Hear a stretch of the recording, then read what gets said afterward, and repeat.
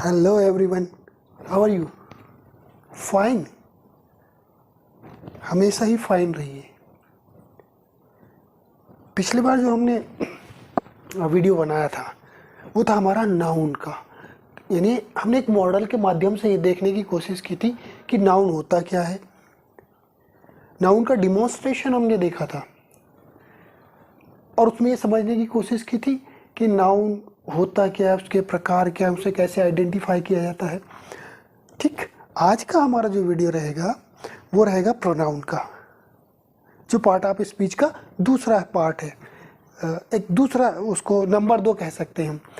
तो प्रोनाउन के बारे में मेरा दावा है कि यदि आपने मेरा इस वीडियो को यदि आपने एंड तक देखा और सिंसियरली होकर देखा, समझदारी के साथ देखा, रट्टा नहीं मारना है, चलते फिरते याद देख लिया नहीं, समझदारी के साथ यदि आप देखेंगे तो प्रोनाउन से संबंधित सारी समस्याओं का समाधान मैंने इस वीडियो में देने की कोशिश की है।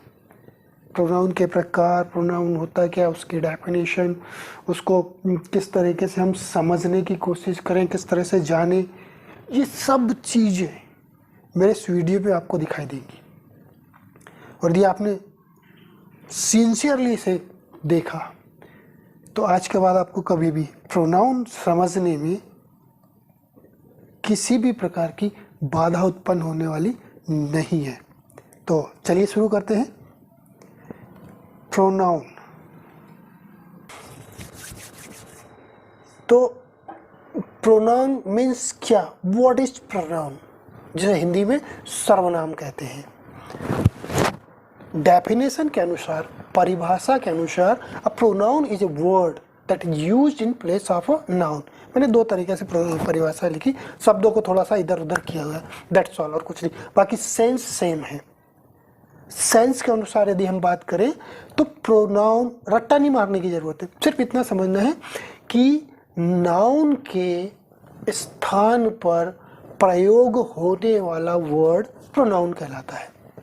नाउन के स्थान पर प्रयोग होने वाला वर्ड, या नाउन की, इसको इस तरह से भी कह सकते हैं कि नाउन की पुनरावृत्ति को रोकने वाला वर्ड प्रोनाउन कहलाता है। एक एग्जाम्पल से समझने की कोशिश करें तो वहाँ लिखूंगा नहीं दोस्तों, समझाने की कोशिश करता हूँ एक एग्जाम्पल से, कि राम बाजार जाता है, राम सब्जी खरीदता है, राम घर आता है। तीनों सेंटेंस में मैंने राम का उपयोग 3 बार किया। राम बाजार जाता है, राम सब्जी खरीदता है, राम घर आता है। अब मैं इसको इस तरह से भी तो कह सकता हूँ ना, ये थोड़ा सा अजीब सा नहीं लगता? राम बाजार जाता है, राम सब्जी खरीदता है, राम घर आता है, थोड़ा सा बोलने में अटपटा सा लगता है। लेकिन यदि उसी को हम ऐसे बोले कि राम बाजार जाता है, वो सब्जी खरीदता है, घर आता है, बात खत्म। तो यहाँ पर जो मैंने एक वर्ड का यूज़ किया, राम बाजार जाता है, वह सब्जी खरीदता है, तो जो वह शब्द आया, जिसको इंग्लिश में क्या बोलते हैं, ही, वह शब्द जो आया वही प्रोनाउन है। क्यों? क्योंकि वो राम के स्थान पर आया है, राम के स्थान पर आया है, और राम क्या है, एक नाउन है। यदि आप नाउन के बारे में जानना चाहते हैं तो मेरी पिछली वीडियो कबाड़ से जुगाड़ अवश्य देखिएगा, नाउन के सारे डाउट्स क्लियर हो जाएंगे। हम यहाँ प्रोनाउन की बात करें तो ये थी हमारी डेफिनेशन, और प्रोनाउन का मतलब क्या, मतलब नाउन की पुनरावृत्ति को रोकने के लिए प्रयोग किए जाने वाला वर्ड प्रोनाउन कहलाता है। अब आगे चलें तो हम देखेंगे कि प्रोनाउन के प्रकार होते हैं, उनके टाइप्स होते हैं। कुछ लोग 5 टाइप्स पढ़ाते हैं, कुछ 10, कुछ 11, कुछ 7, कुछ 9। महत्वपूर्ण ये नहीं है कि आपने कितने टाइप्स पढ़े या आपको कितना पढ़ाया गया, महत्वपूर्ण है कि उन टाइप्स को आप पहचानते हैं कि नहीं। यदि आपने उनको पहचानना सीख लिया तो समझ लीजिए कि आपने प्रोनाउन की प्रॉब्लम या प्रोनाउन को पूरी तरीके से समझ लिया। मैंने यहाँ 11 लिखे हैं। पहला पर्सनल प्रोनाउन, दूसरा डिमॉन्स्ट्रेटिव प्रोनाउन, तीसरा इंट्रोगेटिव प्रोनाउन, चौथा रिलेटिव प्रोनाउन, पांचवा पजेसिव प्रोनाउन, छठवा एम्फेटिक प्रोनाउन, सातवां रिफ्लेक्सिव प्रोनाउन, आठवां इंडेफिनिट प्रोनाउन, नौवां डिस्ट्रीब्यूटिव प्रोनाउन, फिर रेसिप्रोकल प्रोनाउन और एक्सक्लेमेटरी प्रोनाउन। कुछ लोग एक साथ कंबाइन कर देते हैं और जैसे आपका एम्फेटिक और रिफ्लेक्सिव को वो आपस में कंबाइन कर देंगे, तो वो कंफ्यूजन ना आए इसलिए मैंने उसे अलग से सेपरेट कर दिया है, राइट। तो देखिए अब हम एक एक करके प्रोनाउन को, उसके प्रकारों को, उसके टाइप्स को समझने की कोशिश करते हैं। तो चलिए शुरू करते हैं।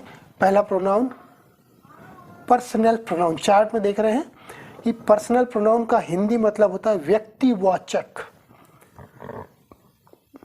जो व्यक्तिवाचक प्रोनाउन है उसे पर्सनल प्रोनाउन कहा जाता है। सिंगुलर और प्लूरल, दो टाइप के। सिंगुलर और प्लूरल तो आप जानते हैं ना, एक वचन और बहुवचन। जो एक से ज़्यादा हो वो प्लूरल में डाल दीजिए, राइट। और person, first person, second person, third person, हम 3 पर्सन के बारे में पढ़ते हैं। तो फर्स्ट पर्सन क्या, यहाँ पे लिखा है आई। सेकंड पर्सन क्या, यू। थर्ड पर्सन क्या, ही, शी, इट। ये सिंगुलर में। प्लूरल में फर्स्ट पर्सन क्या है, वी। सेकंड पर्सन क्या है, यू। और थर्ड पर्सन क्या है, दे। तो I, you, we, they, he, she, it, ये जितने भी हैं ये सब के सब फर्स्ट पर्सन और second person, third person, singular and plural है। अब ये जो प्रोनाउन है ये चूंकि 3 पोजीशन में, 3 केस के हिसाब से डिवाइड भी किए जाते हैं। यदि सब्जेक्टिव पोजीशन में है यानी कर्ता के रूप में आते तो I, you, we, he, she, it, we, you, we, they ऐसे लिखेंगे। और जब ये ऑब्जेक्ट के स्थान पर आते हैं यानी कर्म वाले स्थान पर, क्रिया के बाद आते हैं, तो me, you, him, her, it, it, you, us, them, इस तरीके से ये ऑब्जेक्ट के स्थान पर प्रयोग किए जाते हैं। फिर तीसरा पजेसिव केस भी होता है जिसमें हम, पजेसिव का मतलब होता है अधिकारवाचक, राइट। तो उसको हम आगे पढ़ेंगे। तो पर्सनल प्रोनाउन के बारे में आपको समझ में आ गया होगा कि आई गो टू मार्केट। इसमें यदि मैं बोलूं आई गो टू मार्केट, आई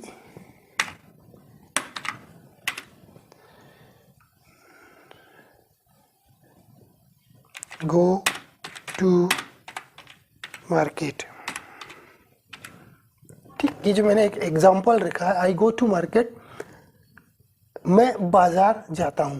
तो यहां पर ये जो मैंने आई शब्द का प्रयोग किया है, ये जो मैंने आई शब्द का प्रयोग किया है, तो ये आई क्या है दोस्तों, कोई बताया मुझे। आई का मतलब हिंदी में तो आप सब जानते हैं मैं, लेकिन मैं क्या है, मैं एक किसी व्यक्ति का नाम है, राइट। जैसे कि इसी को यदि मैं और आगे कर दूं तो यहां पे मैं ऐसा भी तो लिख सकता हूं कि,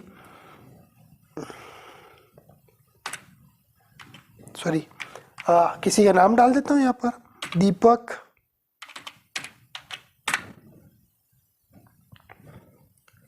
ठीक।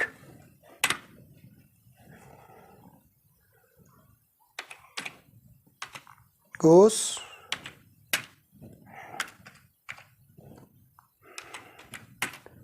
to market, Deepak goes to market। कहने का मतलब ये है कि यदि हम दीपक goes to market बोलें, ठीक है ना, तो नाउन हो गया, दीपक एक नाउन है। और यदि हम आई गोस टू मार्केट, मैं गोस टू मार्केट, मैं बाजार जाता हूँ, मान लीजिए मेरा नाम दीपक है तो मैं बोलूँगा दीपक गोस टू मार्केट, अटपटा लगेगा ना। और यदि मैं बोलूँ आई गो टू मार्केट, मैं बाजार जाता हूँ, ठीक लगता है, राइट। तो इस तरीके से पर्सनल प्रोनाउन यानी व्यक्तिवाचक प्रोनाउन जब किसी नाउन के बदले में प्रयोग किए जाते हैं तो वो पर्सनल प्रोनाउन कहलाते हैं। बात क्लियर हो गई? आगे बढ़ें। अगला जो हम प्रकार देखते हैं वो है डिमॉन्स्ट्रेटिव प्रोनाउन, राइट। अब ये डिमॉन्स्ट्रेटिव प्रोनाउन क्या, इसको हिंदी में बोलते हैं संकेतवाचक। डिमॉन्स्ट्रेटिव प्रोनाउन मीन्स संकेतवाचक। Sorry, this, that, this, those, ये सारे के सारे इस टाइप के जो वर्ड्स हैं, ये जब किसी नाउन की तरफ संकेत कर रहे हों, उसको बताने के लिए, तो आप देखेंगे कि इसमें ये समझ में आएगा कि ये नाउन की तरफ संकेत तो कर रहे हैं, लेकिन ये प्रोनाउन है। क्यों? क्योंकि ये नाउन को ही क्वालिफाई कर रहे हैं, नाउन के बारे में ही बता रहे हैं। यदि इस पे क्वेश्चन कर देंगे व्हाट इज दिस, तो आप बोलेंगे दिस इज पेन। तो दिस इज अ पेन, यह पेन है, ठीक है ना। जैसे कि मैं यदि आपसे कहूं कि मैं अपने हाथ में कुछ चीज लेकर पूछूंगा या बताऊंगा, तो मुझे उसकी तरफ इशारा करना पड़ेगा, दिस इज अ पेन, ये एक पेन है, ठीक। और यदि मुझे दूर यदि पेन रखा है दूसरे टेबल पर, तो मैं क्या कहूँगा, दैट इज अ पेन, वो वहाँ दैट का प्रयोग होगा। पास के लिए दिस, दूर के लिए दैट। इसी तरीके से दिस और दोज, जब हम क्वांटिटी बढ़ा दें, बहुवचन में ले आए, तो हम दोज का प्रयोग करेंगे, ठीक है। एक से ज़्यादा पेन है तो दोज आर पेन्स, ठीक। पेन तो ऑलरेडी नाउन है, यहाँ पर दोज या दिस इज प्रोनाउन, ठीक है। आगे चलें। अब आगे देखिएगा, इसके बाद आता है इंट्रोगेटिव प्रोनाउन, प्रश्नवाचक प्रोनाउन। जब हम WH, WH का मतलब क्या होता है आप समझते हैं ना, what, where, who, when, which, W से शुरू होने वाले वर्ड, और H का मतलब हाउ, ठीक। तो WH वर्ड जिनके द्वारा हम क्वेश्चन पूछते हैं, गौर से सुनिएगा, WH वर्ड जिनके द्वारा हम क्वेश्चन पूछते हैं और आंसर में यदि नाउन आ जाए, आंसर में यदि नाउन आ जाए, तो उस समय में आप देखेंगे कि वो जो WH होता है वो इंट्रोगेटिव प्रोनाउन कहलाता है। जैसे कि who is your class teacher, आपका क्लास टीचर कौन है। जवाब में आप जो भी आंसर देंगे वो नाउन होगा, और ये जो WHO हु आया है ये उस नाउन के स्थान पर आया है। आप बताइए, Mister Verma is our class teacher, तो मिस्टर वर्मा के स्थान पर यहाँ पर हु लिखा है। और हमारी डेफिनेशन भी यही बोलती है कि जब हम नाउन के बदले में जिस शब्द का प्रयोग करें वो प्रोनाउन। इसी तरीके से how many student in the class, आपकी क्लास में कितने स्टूडेंट हैं, तो यहाँ पे जो हाउ है वो उन सारे स्टूडेंट्स के नाम के स्थान पर है। राम, रहीम, श्याम, गीता, बीता, जो भी जितने भी हैं सब के लिए हाउ, हाउ उन सब के स्थान पर आया है। बात क्लियर हो गई कि इंट्रोगेटिव प्रोनाउन किसको कहते हैं। अब हम आगे चलते हैं। हमारा अगला जो टाइप है वो है रिलेटिव प्रोनाउन। आपने देखा इंट्रोगेटिव प्रोनाउन में भी what, who, whom, whose, that, when WH लगा था या WH वर्ड थे। रिलेटिव प्रोनाउन में भी इन्हीं WH वर्ड्स का प्रयोग होता है, राइट। लेकिन लेकिन लेकिन समझने वाली बात यहीं पर है, और समझने वाली बात यह है कि यहाँ पर इनकी हिंदी मीनिंग में थोड़ा परिवर्तन आ जाता है। इनकी हिंदी मीनिंग में परिवर्तन आ जाता है। जैसे कि एग्जाम्पल से आप देखेंगे, जो सेंटेंस में एग्जाम्पल लिखा है वो he follows what he says, या दूसरा example boy who is stand on the door my brother, boy who is stand on the door my brother. यहां पर जो WHO है उसका मतलब होता है कि वो लड़का, WH का मतलब यहां पर है वो या वह, ठीक है ना, वह लड़का जो दरवाजे पर खड़ा है, माई ब्रदर, मेरा ब्रदर है। तो ये जो हु है ये किसके लिए आया, उस लड़के के नाम के लिए आया। हम ऐसा भी कह सकते हैं Ram who is stand in the door, गलत हो जाएगा क्या? Yes, Ram is stand on the door my brother, ऐसा कहा जाएगा। लेकिन जब हमको किसी को बताना हो कि वो लड़का, boy who is stand on the door, वो लड़का जो दरवाजे पर खड़ा है मेरा भाई है, तो यहाँ WHO हु की मीनिंग जो होगी, जो या वह या वो लड़का, राइट। तो ये यहाँ पर प्रश्न नहीं पूछ रहा है, यहाँ पर हम बता रहे हैं। जहाँ प्रश्न पूछेंगे वो इंटरोगेटिव प्रोनाउन होगा। यहाँ संबंध बताया जा रहा है, किसका?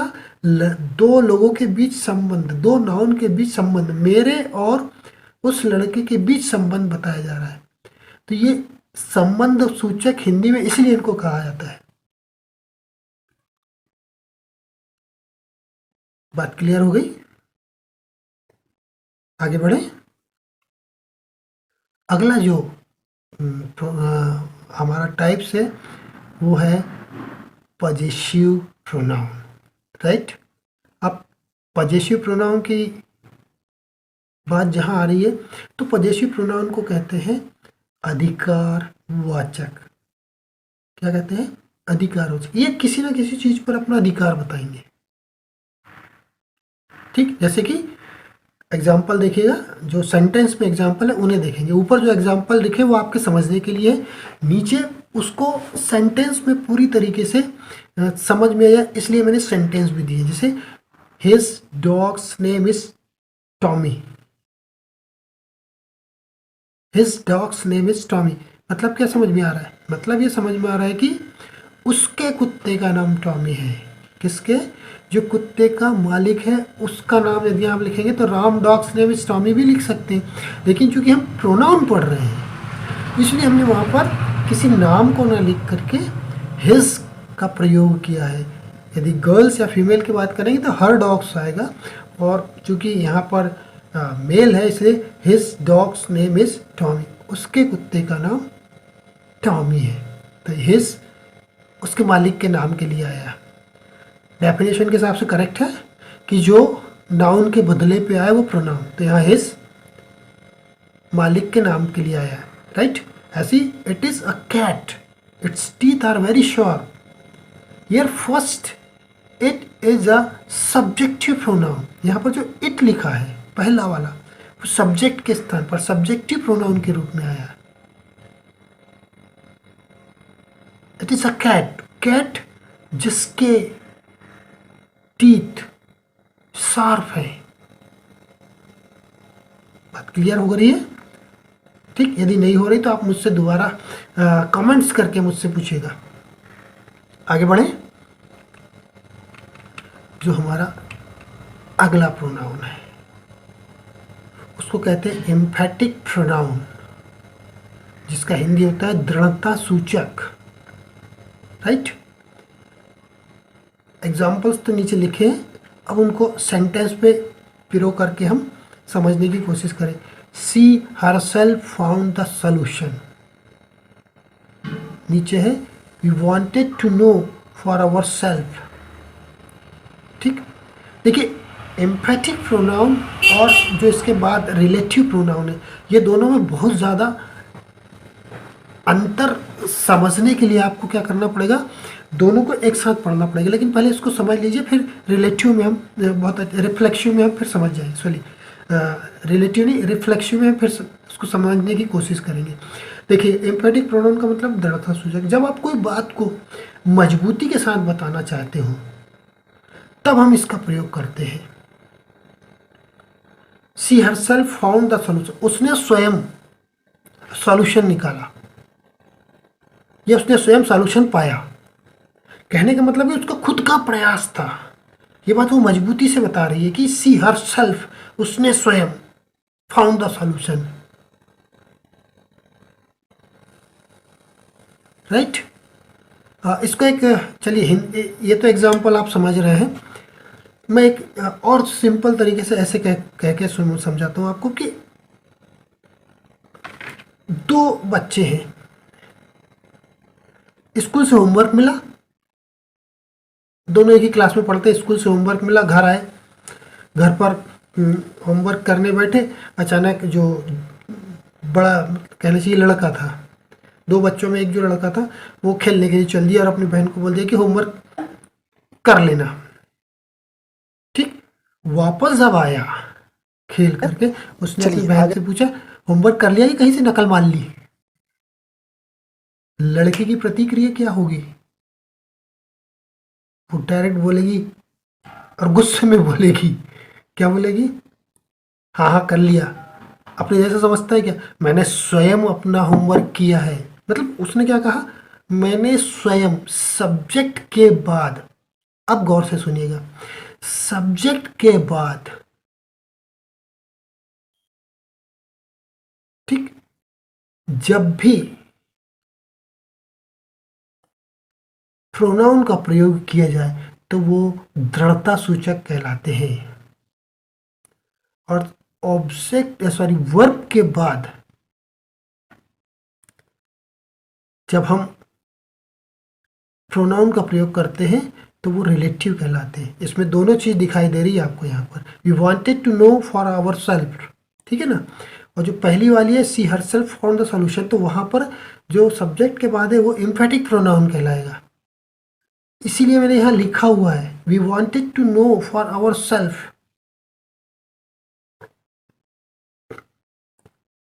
ठीक है ना। तो चलिए आगे चलते हैं, और ये आ गया रिफ्लेक्सिव प्रोनाउन। इस पर चर्चा करते हैं, जो हमारा अगला प्रोनाउन है। ये देखिए, ठीक है, इसको थोड़ा सा अपन एक काम करें कि यहाँ लेकर के आए।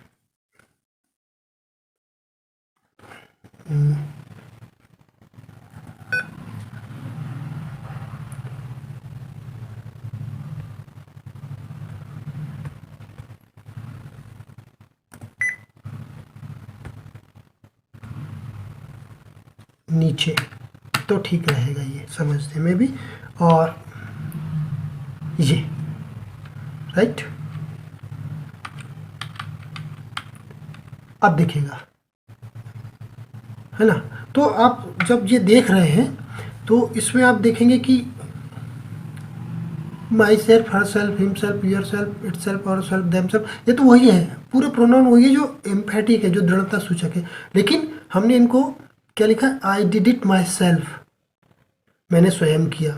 यदि मेरे को दमदारी दे के बात करनी है, वजनदार कर करना, तो ये मैंने स्वयं किया है, बोलने का लहजा भी बदल जाता है। और लेकिन नॉर्मल वे में बात करनी है तो yes I did it my self, हाँ ये काम मैंने किया, राइट। इसी को मैंने ऊपर में जब लिखा था तो आप देखिए ये I myself saw the lion, है ना। और यहाँ पर मैंने I did it myself, तो जो माई सेल्फ शब्द है उसको मैंने ऑब्जेक्ट के स्थान पर रखा वर्ब के बाद, तो यह रिफ्लेक्सिव हो गया, नॉर्मल सामान्य तरीके से बोली जाने वाली भाषा या बोले जाने वाले वाक्य। और एम्फेटिक में थोड़ी सी मजबूती, थोड़ी सी दमदारी, थोड़ा सा प्रेशर देकर जब बोला जाता है तो वो एम्फेटिक वाक्य कहलाता है। जैसे कि स्टोरी रिपीट्स इटसेल्फ, इतिहास स्वयं को दोहराता है। सिंपल बात है, हिस्टोरी रिपीट्स इटसेल्फ, इतिहास स्वयं को दोहराता है, मतलब सामान्य तरीके से, रिफ्लेक्सिव। और यदि इसी वर्ड को दमदारी से बोलना पड़ेगा तो वो क्या हो जाएगा, वो हो जाएगा एम्फेटिक। उसमें हम क्या करेंगे, इट सेल्फ को ऑब्जेक्ट कुछ के स्थान से हटाकर सब्जेक्ट के ठीक बाद में रख देंगे, तो वो क्या हो जाएगा, हो जाएगा एम्फेटिक। क्लियर? यदि हौच पौच समझ में आ रहा है तो इतना ध्यान रखिएगा कि रिफ्लेक्सिव में हम प्रोनाउन को क्रिया के बाद रखते हैं और एम्फेटिक में आपका प्रोनाउन को सब्जेक्ट के बाद में रखते हैं, वर्ब के पहले रखते हैं। तो ज़्यादा दिक्कत नहीं होगी आपको समझने पे, गौर से देखेगा तो ये सब चीज़ें समझ में आ जाएगी। ठीक है ना? इसलिए मैं बार बार कह रहा हूँ कि बहुत क्लियरली, बहुत केयरफुली इसको समझिएगा। रिफ्लेक्सिव मतलब वर्ब के बाद आने वाला, एम्फेटिक मतलब वर्ब के पहले आने वाला प्रोनाउन। क्लियर? आगे बढ़े, चलिए। अगला जो टाइप है वो है इनडेफिनेट प्रोनाउन, अनिश्चय वाचक। ठीक, जिसमें निश्चितता नहीं रहती, वो indefinite pronoun. All, every, anybody, each, several, no one, anything, something, ये सारे वर्ड्स इनडेफिनेट प्रोनाउन है। क्यों? क्योंकि ये निश्चितता नहीं बताते। जैसे एग्जाम्पल देखिए, from my point of view all are equal. मेरे हिसाब से सारे के सारे बराबर हैं, इक्वल है। तो ये जो ऑल वर्ड आया है ना, ये प्रोनाउन है। और ये किसके लिए आया है? ये उन नाउन के लिए आया है जो सारे इक्वल है, चाहे वस्तुएं हो, चाहे कोई प्रोडक्ट हो, चाहे तुम्हारे से प्लेयर्स हो, सबके लिए ऑल वर्ड यूज हो रहा है। तो from my point of view all are equal, मेरे हिसाब से सारे के सारे इक्वल है। यहाँ पर ऑल है वो नाउन के लिए आया है। ठीक, कौन सा नाउन?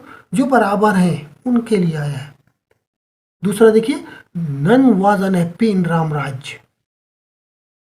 राम राज्य में कोई भी दुखी नहीं था। तो यहाँ पर जो नन है वो वर्ड इंडेफिनिट प्रोनाउन है। क्यों? क्योंकि ये उस नाउन के लिए, उन लोगों के लिए आया है जो राम राज्य में रहते थे और सुखी थे, दुखी कोई नहीं था, उनके लिए नन आया है।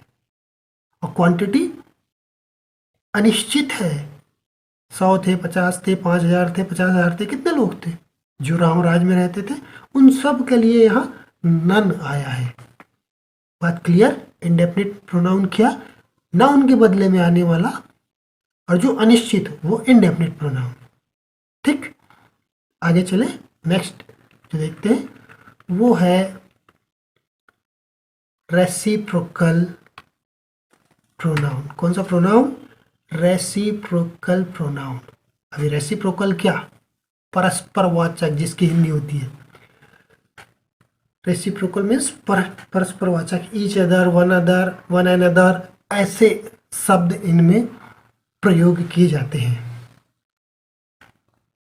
ठीक है ना? देखिए, they see each other all the time, वे एक दूसरे को देखते रहते हैं। परस्पर संबंध बता रहा है, ईच अदर, एक दूसरे को। तो ये एक दूसरे का मतलब क्या? एक दूसरे के लिए ये जो ईच अदर आया, ये उन दो लोगों के लिए आया है, उन दो लोगों के स्थान के नाम पर आया है। राम और श्याम देखते रहते एक दूसरे को, इस तरीके से। तो यहाँ पर ईच अदर भी प्रोनाउन है, दे तो है ऑलरेडी, लेकिन ईच अदर भी प्रोनाउन है। ठीक है? दूसरा एग्जांपल देखिए, both brothers always quarrel with each other. दोनों भाई आपस में लड़ते रहते हैं। बात क्लियर हो गई? दोनों भाई आपस में लड़ते रहते हैं। तो ईच अदर, वन अनदर, दोनों के दोनों यहाँ परस्परवाचक रेसिप्रोकल प्रोनाउन के रूप में आए हुए हैं। वन अनदर का एग्जाम्पल यदि हम कहें तो यदि आप मान लीजिए आप किसी जूतों की दुकान पर गए हुए हैं, आपको जूते लेना है और वहाँ जो शॉपकीपर है उसने कोई आपको जूता दिखाया, आपको जूता तो पसंद आ गया, राइट, लेकिन आपने कहा कि इसके अलावा कुछ और दिखा दीजिए, शायद वो भी कुछ अच्छा सा लगे, तो वहाँ पर होगा शो मी वन अनदर। क्या होगा? शो मी वन अनदर, मुझे दूसरा भी दिखाइए। तो वहाँ पर जो वन अनदर होगा ना, वो दूसरे पीस के लिए होगा, दूसरे जूतों की जोड़ी के लिए होगा। तो वन अनदर वहाँ पर वो दूसरे जूते की जोड़ी के लिए है, इसलिए वो रेसिप्रोकल प्रोनाउन है। ठीक है, आगे चले, समझ में आ गया होगा मुझे लगता है, राइट। जो हमारा अगला प्रोनाउन है जिसको हमने क्या कहा है? Distributive pronoun. डिस्ट्रीब्यूटिव प्रोनाउन, अभी आपने रेसिप्रोकल पढ़ा, उसके पहले इंडेफिनिट पढ़ा था। इंडेफिनिट में भी ईच, एवरीवन, एनीवन, इस तरह से वर्ड यूज़ किए जाते हैं, और डिस्ट्रीब्यूटिव में भी प्रोनाउन इसी तरीके से प्रयोग किए जाते हैं। लेकिन अंतर है दोस्तों, अंतर क्या है?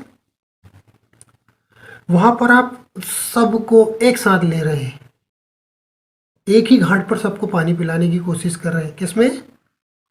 इंडेफिनिट में। यहाँ पर घाट पर जितने लोगों को आप पानी पिला रहे हैं उनको प्रत्येक अलग से, मतलब हर एक को आप बता रहे हैं। ठीक, एग्जाम्पल में देखें तो समझ में आ जाएगा। Each player was given a prize, प्रत्येक खिलाड़ी को प्राइज मिला या दिया गया था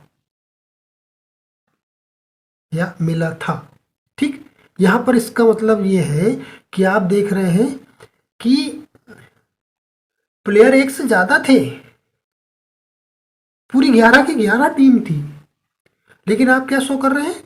हर एक को, ग्रुप में से हर एक को प्रिंट आउट कर रहे हैं, हर एक को पॉइंट आउट कर रहे हैं आप। बात हो रही क्लियर? इसी तरीके से दूसरा एग्जांपल देखिए। Neither of my parent is a doctor. Neither of my parent is a doctor, मतलब मेरे पेरेंट्स में से कोई भी डॉक्टर नहीं है। नाइदर मदर नॉर फादर, ना तो मम्मी ना पिताजी। तो यहाँ पर या तो नाइदर नॉर का प्रयोग भी कर सकते हैं, वो भी डिस्ट्रीब्यूटिव प्रोनाउन के अंतर्गत आ जाएगा, और नाइदर भी। ठीक, एक एग्जांपल इस तरह से समझाता हूँ कि आपको, आपके घर में मान लीजिए कोई फंक्शन है, शादी ही है मान लीजिए, तो शादी का कार्ड आपने क्या किया? सबको व्हाट्सएप पे भेज दिया एक साथ। ठीक है, चाचा को, मामा को, दादा को, सबको एक साथ भेज दिया कार्ड। आजकल वही चल रहा है मोबाइल पे। तो आपने एक साथ भेज दिया, मतलब वो इंडेफिनिट हो गया, वो इंडेफिनिट प्रोनाउन हो गया, एवरीवन या ऑल। लेकिन यदि आप ऐसा कर रहे हैं कि हर एक को अलग अलग दे रहे हैं, सबके घर जाके दे रहे हैं, दादा के घर गए उनको दिया, पिताजी आपका चाची के घर गए उनको दिया, या मामा के घर गए उनको गए, तो वो जो प्रत्येक को दिया वो डिस्ट्रीब्यूटिव हो गया। प्रत्येक वाचक, एक साथ देना, उसमें सब एक ही घाट पर, सबको अलग अलग देना, डिस्ट्रीब्यूटिव, प्रत्येक वाचक। क्लियर हो गई बात? तो हमारा जो अगला और लास्ट प्रोनाउन है वो है एक्सक्लेमेटरी प्रोनाउन। इसको हम आश्चर्यवाचक प्रोनाउन कहते हैं हिंदी में। जब हम, आप इसमें देखेंगे, जब मैंने अपना वीडियो बनाया था क्या नाम है उसका, कबाड़ से जुगाड़, वो नाउन का वीडियो था। उसमें जो आखिरी टाइप्स हैं, या यूँ कहें कि नाउन के 5 प्रकार होते हैं: proper noun, common noun, collective noun, material noun और एब्स्ट्रैक्ट नाउन। तो जो एब्स्ट्रैक्ट नाउन है वो क्या होते हैं? वो एब्स्ट्रैक्ट नाउन की उसको दर्शाते हैं, नाउन के विशेषताओं को दर्शाते हैं। जैसे कि कुछ वर्ड मैंने बताए हैं वहाँ पर 4 टाइप के, जिसमें सैड, चाइल्डहुड, और तुम्हारे से स्माइल, शारो, रिग्रेट, जजमेंट, ऐसे कुछ वर्ड हैं जिनको हम एब्स्ट्रैक्ट नाउन कहते हैं। एब्स्ट्रैक्ट नाउन भाववाचक संज्ञा जिसको हिंदी में कहते हैं, जो अपने भाव को प्रदर्शित करती है ना, चेहरे पर भाव को प्रदर्शित करती, वो भाववाचक संज्ञा। तो उन भाववाचक संज्ञाओं को हम एक्सक्लेमेटरी प्रोनाउन के रूप में प्रयोग करते हैं, है ना। जैसे कि यहाँ पर व्हाट और हाउ लिखे हैं मैंने, आप देखिए what you have missed the train, एक एग्जांपल। आप ट्रेन के लिए, सफ़र के लिए रेलवे स्टेशन पहुँचे और ट्रेन आपकी छूट गई। अब घर फ़ोन कर रहे हैं मम्मी को, मम्मी मैं ट्रेन छूट गई। तो मम्मी आश्चर्य से बोलेंगे what you have missed the train, क्या तुमने ट्रेन छोड़ दी। तो यहाँ पर जो व्हाट शब्द है वो एक्सप्लेनेशन दिखाएगा और एक्सप्रेशन दिखाएगा, या तो आपके चेहरे पर भी दिखाएगा और मम्मी के चेहरे पर भी दिखाएगा।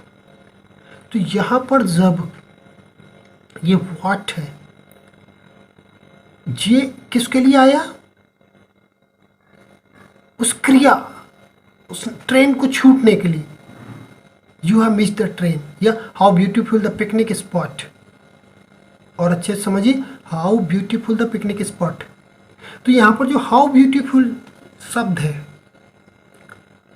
ये किसके लिए है, ये जो हाउ शब्द है वो किसकी सुंदरता दिखा रहा है, उस पिकनिक स्पॉट की। वो जमीन हो सकती है या कुछ और, लेकिन है तो नाउन ही। वो जो टूरिस्ट प्लेस है, जो पिकनिक स्पॉट है, वो शानदार ज़मीन होगी, खूबसूरत सी वादियाँ होंगी, या तुम्हारे से अच्छे हेरिटेज होंगे। तो उस ज़मीन के टुकड़े के लिए यहाँ पर हाउ शब्द उसके स्थान पर आया हुआ है। क्लियर।